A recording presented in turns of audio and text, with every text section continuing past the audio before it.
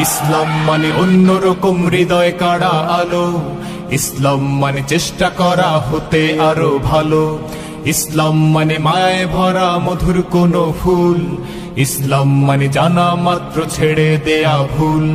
চারিদিকে শুনছি শুধু একটাই স্লোগান, ইসলাম ছিল ইসলাম আছে থাকবেই ইসলাম, ইসলাম ইসলাম ইসলাম। আপনারা সকলেই জানেন দীর্ঘ 5 বছর পর্যন্ত ফ্যাসিস্টদের রোষানল এবং বিভিন্ন বাংলাদেশের বাস্তবতায় আমাদের প্রিয় ভাই ডক্টর আল্লামা মিজানুর রহমান আল আজহারি তিনি বাংলাদেশে প্রোগ্রাম করতে পারেন নাই, কোরআনের ময়দানে কথা বলতে পারেন নাই।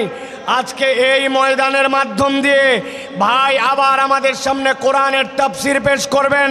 তবে আমরা আশা করব আজকের যে পথ চলা নতুনভাবে শুরু হলো, আগামীর বাংলাদেশ, ইসলামের বাংলাদেশ, আগামীর বাংলাদেশ, সাম্যের বাংলাদেশ, আগামীর বাংলাদেশ, ইনসাফের বাংলাদেশ, আগামীর বাংলাদেশ, আলেম ওলামার বাংলাদেশ। এই বাংলাদেশ যতদিন পর্যন্ত ইনসাফের বাংলাদেশ না হয়, আমাদের ভাই ইনশাআল্লাহ অব্যাহতভাবে তার দায়িত্ব এবং বক্তব্য প্রদান করবেন ইনশাআল্লাহ। রাব্বুল আমিন কবুল করুক, বলেন আল্লাহুম্মা আমিন। প্রিয় ভাইয়েরা, আমি আপনাদের কাছে অনুরোধ করব, এখানে লক্ষাধিক মানুষ, আপনারা যদি একটা ছোট্ট করে কথা বলেন তাহলে এই জায়গায় কোনো পরিবেশ থাকবে না, কোনো পরিবেশ থাকবে না।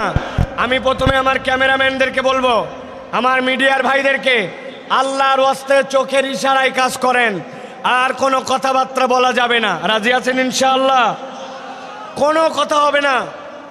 শোনেন, আপনাদের কাছে আমি বলি, ক্যামেরাম্যান সহ আমাদের অডিয়েন্সদের জন্য, আপনারা গতকালকে আমাদের ভাইয়ের স্ট্যাটাসটা কি আপনারা দেখেছেন?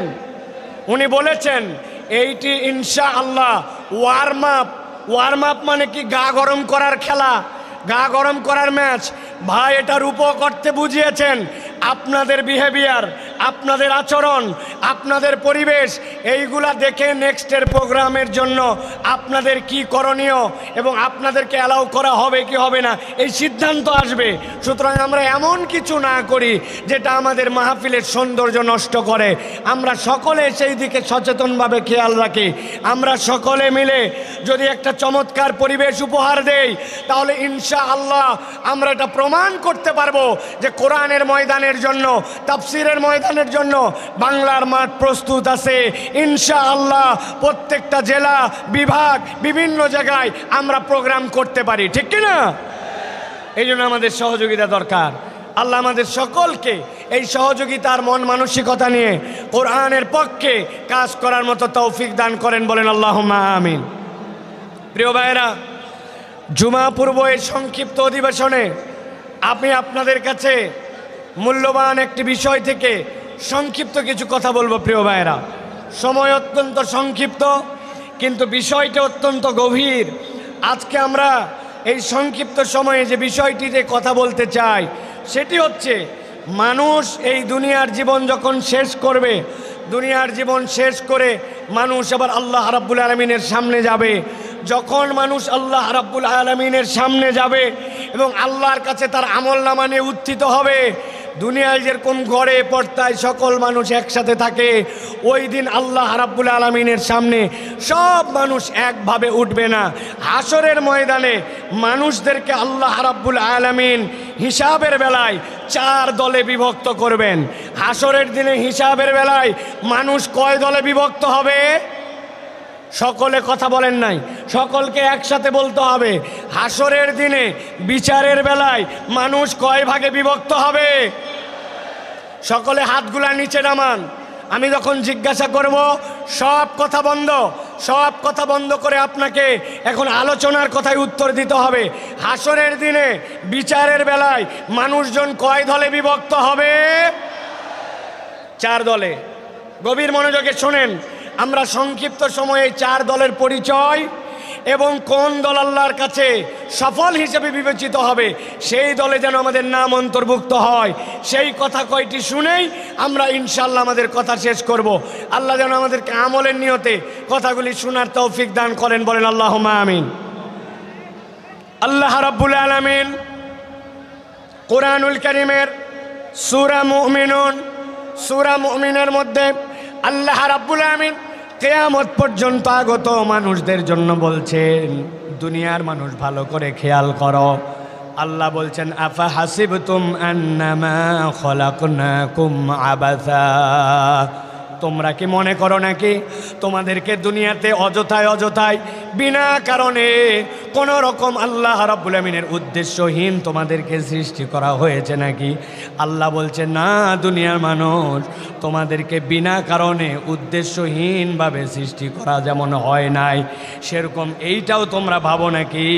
ওয়া আন্নাকুম ইলাইনা লা তুরজাউন, আল্লাহর কাছে তোমাদেরকে বোধহয় ফেরত আসতে হবে না।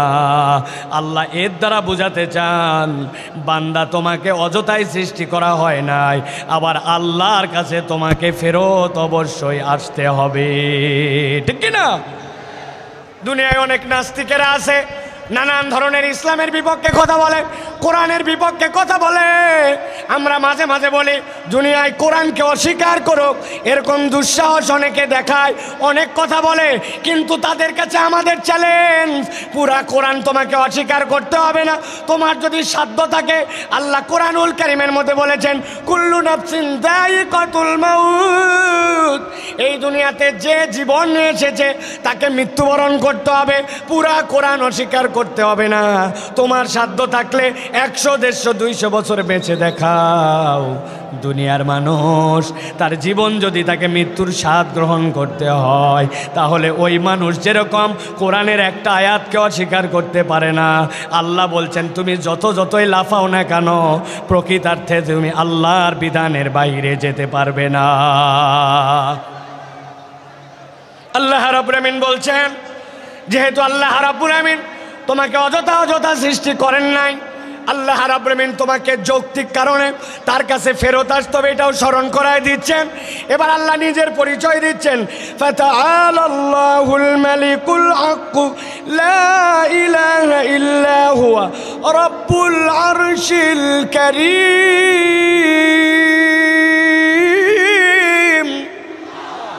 আল্লাহ রাব্বুল আমিন বলছেন, তিনি সেই মহান রব যিনি আরশের অধিপতি, যার থেকে বড় মর্যাদার আর কেউ নাই। আল্লাহ নিজে বলছেন সেই আরশের অধিপতি। তোমাদেরকে বুঝাতে চান তোমাদেরকে অযথায় সৃষ্টি করা হয় নাই, আর আল্লাহর কাছে তোমাকে ফেরত আসতে হবে। এই জন্য আল্লাহ বলছেন, ওয়া মাইয়াদউ মাআল্লাহি ইলাহান আখার, তোমাদের মধ্যে থেকে আল্লাহকে যে ইলাহ ছাড়া, আল্লাহ ছাড়া অন্য কাউকে ডাকো তোমরা, অনেক সময় আল্লাহ ছাড়া অন্যের কাছে সাহায্য চাও, আল্লাহ ছাড়া কেউ ভালো মন্দ করতে পারে এরকম বিশ্বাস করো। আল্লাহ বলছেন, লা বুরহানা লাহু বি, আল্লাহ বলছেন এটার কোনো প্রমাণ নাই। আল্লাহর পুরা সৃষ্টি জগৎ সাক্ষ্য দেয় আল্লাহ ছাড়া আসলে কোনো রব নাই, প্রকৃতার্থে কোনো মাবুদ নাই। আল্লাহ বলছেন, ফা ইন্নামা হিসাবুহু ইনদা রাব্বিহি, জেনে রাখো আল্লাহর কাছে তোমাকে হিসাব দিতে হবে। ইন্নাহু লা ইউফলিহুল কাফিরুন, আল্লাহ বলছেন, রব্বুল আমিন তোমাদেরকে বলছেন, আল্লাহকে যে অস্বীকার করে, আল্লাহকে যে মানে না, আল্লাহ গ্যারেন্টার হচ্ছেন সে কখনো সফল হতে পারবে না। তাহলে আল্লাহ রাব্বুল আলামিন বলছেন কাফের মুশরিকরা কখনো সফল হতে পারবে না। আর আল্লাহ বলছেন, আল্লাহ তোমাকে অযথায় সৃষ্টি করেন নাই, আল্লাহর কাছে তোমাকে ফেরত যেতে হবে। এবার জিজ্ঞাসা করব, আমরা কি এই ঈমানটুকু ন্যূনতম বিশ্বাস করি যে আল্লাহর কাছে আমাদেরকে ফেরত যেতে হবে? হাত তুলে আল্লাহকে দেখান, আল্লাহর কাছে আমাদেরকে ফেরত যেতে হবে। কথা বলেন, 2 হাত তোলেন, শক্ত করে 2 হাত তোলেন। যারা যারা বিশ্বাস করি আল্লাহ আমাদেরকে অযথায় সৃষ্টি করেন নাই, আল্লাহর কাছে ফেরত যেতে হবে, হাত তুলে আল্লাহকে দেখান।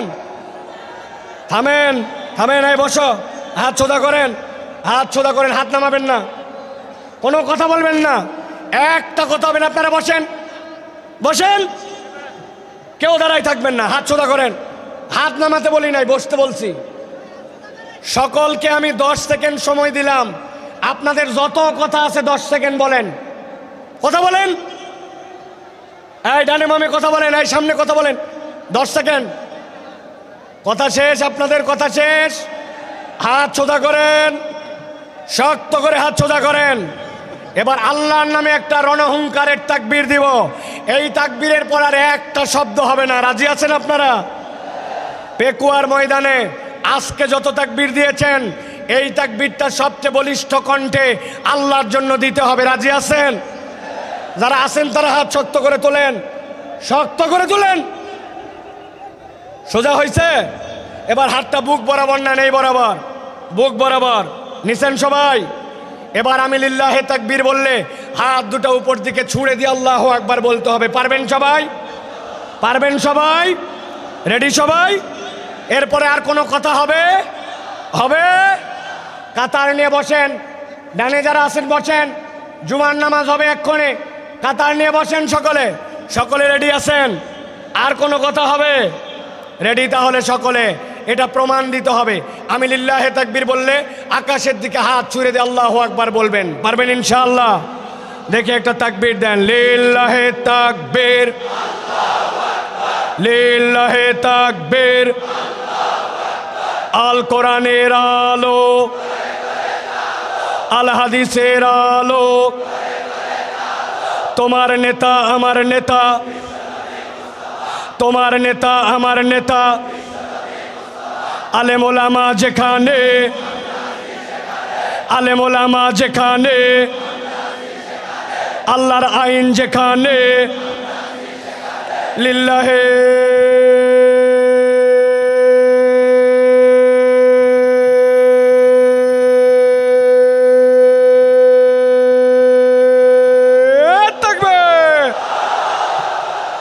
আলহামদুলিল্লাহ। চুপ করে সবাই বসে পড়েন, আর কোনো কথা বলবেন না। বসেন সবাই, আর কোনো কথা নাই। সাউন্ড চলে গেছে। প্রিয় ভাইরা, সাউন্ড কই? সাউন্ড সাউন্ড সাউন্ড নাই। প্রিয় ভাইরা, তাহলে আমরা সংক্ষিপ্ত সময় একদম আমরা আজকে জানার চেষ্টা করব হাসরের ময়দানে মানুষ মূলত আল্লাহর কাছে 4 ভাবে তার আমল নামা নিয়ে উত্থিত হবে। কয়ভাবে? 4 ভাবে। 1 নম্বর, আল্লাহ বলছেন একদল লোক বিনা হিসাবে জান্নাতে যাবে। সুবহানাল্লাহ বলেন। আরেক দল লোক বিনা হিসাবে জাহান্নামে যাবে। নাউজুবিল্লাহ বলেন। আরেক দল লোক হিসাব হবে, কিন্তু হিসাবটা আল্লাহ সহজ করে দিবেন, জান্নাতে যাবে। আরেক দল লোক হিসাব হবে, কিন্তু হিসাবটা এমন কঠিন হবে ওই ব্যক্তিরা আল্লাহ রাব্বুল আলামিনের কাছ থেকে নিষ্কৃতি পাবে না। এই 4 দলের মধ্যে সবচেয়ে সহজ দল হবে তারা, যেই মানুষগুলা আল্লাহ রাব্বুল আলামিনের কাছে গুনাহ থাকবে, অপরাধ থাকবে, কিন্তু আল্লাহ রাব্বুল আলামিন তাদেরকে ক্ষমা করে দিয়া বিনা হিসাবে জান্নাতে পাঠাবেন। আমরা বিনা হিসাবে জান্নাতে হতে চাই কিনা? চাই কিনা? ভালো করে খেয়াল করেন। আল্লাহ রাব্বুল আলামিন বলছেন একদল লোক আল্লাহ রাব্বুল আলামিনের সামনে গুনাহ খাতা থাকবে, কিন্তু আল্লাহর কাছে আসার আগে ওই মানুষগুলো আল্লাহর কাছে তওবা করেছে। আমার নবী বলছেন কেমন তওবা করছে জানো নাকি? আল্লাহ নবী বলছেন আত-তাইয়িবু মিনাজ-যামবি কামান লা যামবালা। এমনভাবে তওবা করছে ওই বান্দাটার যেন গুনাহ ছিল না। আল্লাহ রাব্বুল আমিন বলছেন সূরা ফুরকানের মধ্যে, আল্লাহ বলছেন যেই বান্দাটা তওবা করবে, তওবা করার পরে ওই বান্দাটা আল্লাহ রাব্বুল আমিনের কাছে ক্ষমা চাবে, আল্লাহ রাব্বুল আমিনের কাছে যে ক্ষমা চাইবে সেইটা শর্ত মতো তার জন্য হওয়া লাগবে। আল্লাহ কোরআনে বলছেন ইল্লা মান তাবা ওয়া আমানা ওয়া আমিলা আমালান সলিহা ফাউলাইকা ইউবাদদিলুল্লাহু সাইয়্যাতিহিম হাসানাত। আমার আল্লাহ রাব্বুল আমিন বলছেন তাদের মধ্যে থেকে যারা তওবা করে, আর তওবা করার পরে ঈমানের সাথে তওবা করেছে, তওবা করে বসে থাকে নাই, ওয়া আমিলা আমালান সালিহা, এরপরে বান্দা নেক কাজ করেছে, আর বান্দা ঈমানের সাথে যখন নেক কাজ করে আল্লাহ বলছেন রব তার তওবাকে এমন পছন্দ করেন, আল্লাহ বলছেন ফাউলাইকা ইউবাদদিলুল্লাহু সাইয়্যাতিহিম হাসানাত, আল্লাহ তাদের যাবতীয় গুনাহ খাতা যা ছিল সবগুলাকে নেক দিয়ে পরিবর্তন করায় দিবেন। ওয়া কানাল্লাহু গফুরুর রহিমা, আল্লাহ বলছেন নিশ্চয় আল্লাহ রাব্বুল আমিন বান্দাদের জন্য গফুর ক্ষমাশীল, বান্দাদের জন্য দয়াদ্র। এত বড় মাহফিল আসলাম আর হই হই করলাম, জোরে জোরে স্লোগান দিলাম আর চলে গেলাম, কোনো লাভ হবে না আমাদের জন্য। ভালো করে বোঝেন, আল্লাহ রাব্বুল আমিন বলছেন আজকের ময়দানে আপনি আসছেন, আল্লাহর কাছে আপনি শপথ নেন রব্বুল আমিন আমার গুনাহ আছে, আমার অপরাধ আছে, আমার ভুল আছে, কিন্তু আমি আজকে তওবা করতেছি রব, তুমি আমার একমাত্র ইলাহ হিসাবে সাক্ষ্য দেওয়ার পরে আমার ভুল থেকে আমি সরে আসতে চাই। বান্দা যদি একবার আল্লাহকে ইলাহ হিসাবে গ্রহণ করে আর গ্রহণ করার পরে আল্লাহর কাছে তওবা করে, রব্বুল আমিন বান্দাকে মাফ করে দিবেন। মুফাসসিররা ব্যাখ্যা করেছেন ওয়াল্লাযীনা ইউওয়াহ্হিদুনাল্লাহ ওয়া লা ইয়াদউনা ওয়া লা ইয়াবুদুনা ইলাহান গায়রাহ, আল্লাহর কাছে ঈমান আনার মানে কি? আল্লাহর তাওহীদে আপনাকে অটল হতে হবে। আল্লাহ রাব্বুল আমিন ছাড়া কারো সাথে ইবাদত করা যাবে না এবং আল্লাহ ছাড়া কাউকে ডাকা যাবে। বান্দা যদি এইটা করে আল্লাহ বলছেন বান্দা তোমার গুনাহ যত হোক আমি রব্বুল আমিন তোমাকে প্রকৃত তওবাকারী হিসাবে কবুল করে নিয়া আমি তোমাকে মাফ করে দিব। তবে একটা শর্ত আছে, বান্দার হক নষ্ট করা যাবে না, ঠিক কি না? আপনি দেশের টাকা বিদেশে পাচার করে দিবেন, আপনি দেশের হরিলুট করে ফেলবেন, রাস্তাঘাট খেয়ে ফেলবেন, আপনি দেশের বিভিন্ন জায়গায় জালিয়াতি করবেন, যেই প্রজেক্ট অল্প টাকায় হয় ওইটা 10 গুণ 20 গুণ বাড়াবেন, এরপরে শেষ বয়সে এসে আল্লাহর কাছে তওবা করবেন, মাপ পাওয়ার কোনো সুযোগ নাই। মনে করছেন দেশের থেকে হয়তো বেরিয়ে গেছি, পালায় গেছি আর মাপ পেয়ে গেছি, এত সোজা নয়। আমি আপনাদের কাছে জিজ্ঞাসা করতে চাই, আমেরিকা কি আল্লাহর দুনিয়ার ভিতরে না বাহিরে?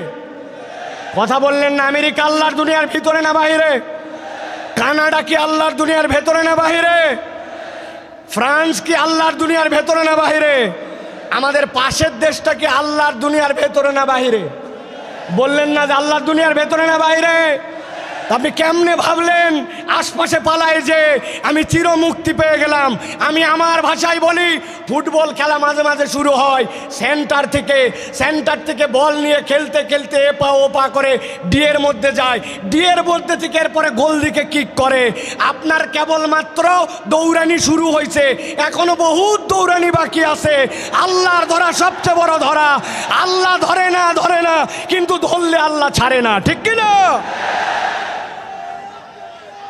এই জন্য প্রিয় ভাইয়েরা আমাদেরকে স্লোগান দিও না এখন ভাই, কথা শোনেন প্রিয় ভাইয়েরা। এই কথা বলার উদ্দেশ্য আল্লাহর কাছে ক্ষমা নিয়ে আমাদেরকে বিনা হিসাবে জান্নাতি হওয়ার জন্য চেষ্টা করতে হবে। এটা একটা দল কয়টা বলছি? 4টা। চলেন এবার 2 নম্বর দল। বসেন আপনি। 2 নম্বরে কথাগুলো মনোযোগ দিয়ে শোনেন। আল্লাহ রাব্বুল আমিন বলছেন একদল লোকের কোনো হিসাবই হবে না, বিনা হিসাবে জাহান্নামে ঢুকায় দেওয়া হবে। নাউজুবিল্লাহ বলেন। আল্লাহ কোরআনে বলছেন সূরা বাকারা 217 নম্বর আয়াতের মধ্যে, وَمَن يَرْتَدِدْ مِنكُمْ عَنْ دِينِهِ فَيَمُتْ وَهُوَ كَافِرٌ فَأُولَئِكَ حَبِطَتْ أَعْمَالُهُمْ فِي الدُّنْيَا وَالْآخِرَةِ وَأُولَئِكَ أَصْحَابُ النَّارِ هُمْ فِيهَا خَالِدُونَ।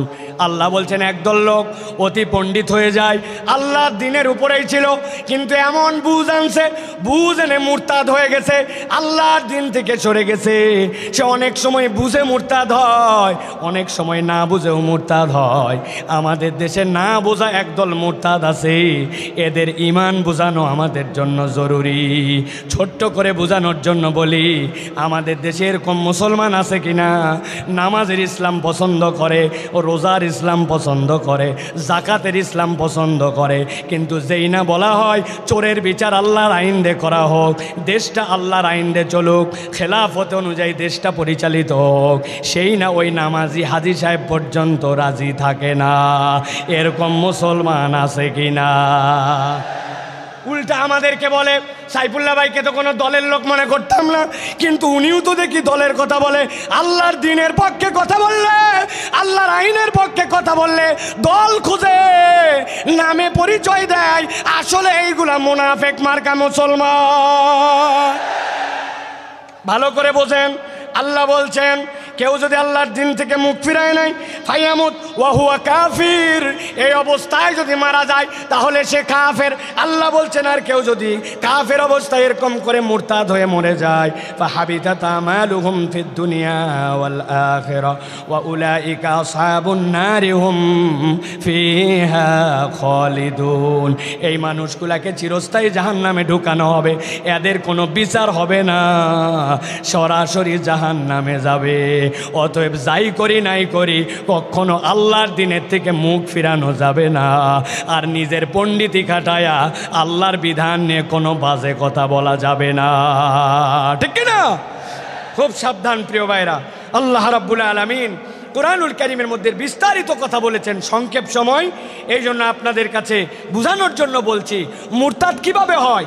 ওরা মনে করে নবীর তরিকা ঠিক না, নবীর পদ্ধতি পছন্দ করে না, আল্লাহর বিধান আগে ঠিক মনে করত, কিন্তু এখন মনে করে আল্লাহর বিধান বোধহয় বাংলাদেশের জন্য, আমাদের সমাজের জন্য অচল। এরকম যদি মনে করে, ও যত হাজি সাহেব গাজী সাহেব হোক না কেন, আল্লাহর কাছে সে মুরতাদ হয়ে যাবে বিনা হিসাবে জাহান্নামে। আল্লাহ হেফাজত করুক, বলে আল্লাহুম্মা আমিন। প্রিয় ভাইয়েরা, এবার চলেন আমরা 3 নম্বর দলের মধ্যে যাব। 3 নম্বর দল কি এটা একটু বুঝতে হবে, সেটা হচ্ছে হিসাব হবে, কিন্তু আল্লাহ বলছেন ওই হিসাবের পরে তাকে জান্নাত দেওয়া হবে। তবে হিসাবটা তার জন্য যে হবে, ওই হিসাবটাতে তার আমল নামায় আমলটা পরিমাপে দেখা হবে না, আমলটা ওজনে দেখা হবে। কিসে দেখা হবে? কথা বলেন, আমল কি আমাদের পরিমাপ হবে না ওজন হবে? আমার দিকে তাকান, কি হবে? ওজন হবে। এখন কথা হচ্ছে যে আপনার আমল নামায় সোয়াবও আছে, গুনাহও আছে, কিন্তু আমল নামাতে আমার ওজনটা কেমনে ভারী হবে? আমি আপনাদের কাছে বলতে চাই, একটা মানুষের জীবনে যদি তার আমল নামায় 3টা জিনিস যুক্ত থাকে, তাহলে তার আমল নামা ওজনে ভারী হয়। সুবহানাল্লাহ বলেন। 1 নম্বরে আপনার আমল নামার মধ্যে ঈমান লাগবে। কি লাগবে? একটা মুখ বন্ধ থাকবে না। আমল নামাতে ওজনে ভারী করতে হলে প্রথমে বলতে হবে কি লাগবে? জোরে বলেন ঈমান। ওই যে দাঁড়ায় আছেন যারা, কি লাগবে? ঈমান। ঈমান নাই আপনার কিচ্ছু নাই, ঈমান আছে আপনার কিছু আছে। সুবহানাল্লাহ বিহামদি। এই যে তরুণেরা ওয়াজ শোনার জন্য চলে আসছে, কিন্তু এর মধ্যে অনেকেই আছে ঈমানের বেসিক হচ্ছে সালাত, অথচ সেই সালাত আদায় করে না। আছে কি না? আমি আপনাদের কাছে একটা ছাত্র আর একটা শিক্ষকের একটা দৃষ্টান্ত দিব 30 সেকেন্ডে, ভালো করে খেয়াল করেন। এক ছাত্রকে তার ওস্তাদ জিজ্ঞাসা করছে, বলো তো দুনিয়াতে নামাজ পড়ে না কারা কারা? ওই ছেলে ভেবে চিনতে বলছে, ওস্তাদ দুনিয়াতে নামাজ পড়ে না 3 শ্রেণীর লোক। কয় শ্রেণী? কথা বলেন। 3 শ্রেণী। বলো তো 1 নম্বর কে? বলছে 1 নম্বর যে পাগল অথবা অজ্ঞান। মাশাআল্লাহ। 2 নম্বর কে?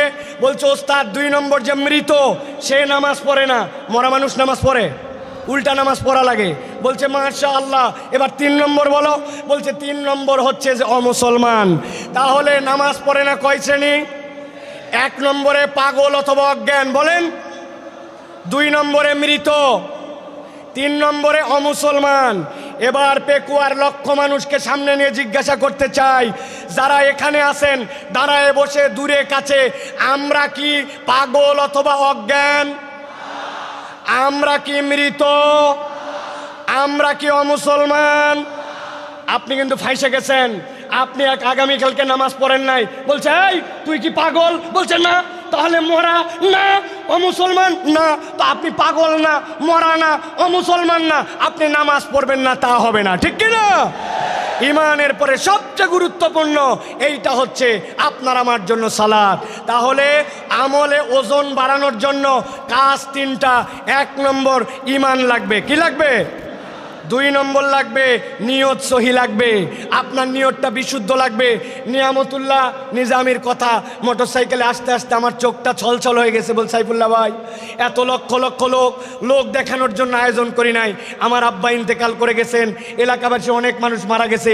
একটা লোক যদি দোয়া করে, আমার বাপ যদি সেখান থেকে নিষ্কৃতি পায়, আর মানুষ যদি কোরআনের বার্তা নিয়ে কোরআনের পক্ষে বাড়িতে যায়, আমার আয়োজন সফল। ভাই একটু দোয়া করবেন। নিয়ামতুল্লাহ যদি মনে করতো অনেক টাকা দিছে, দেখ কত বড় আয়োজন করি, আয়োজনের 1 পয়সাও দাম নাই। এই জন্য আমলটা লাগবে ইখলাসের সাথে, আল্লাহর জন্য, ঠিক কি না? আমল করব কার জন্য? আল্লাহর জন্য। আর আমল নামায় যদি ওজন বাড়াতে চান, 3 নম্বর পয়েন্ট হচ্ছে নবীর তরিকায় করা লাগবে। কার তরিকায়?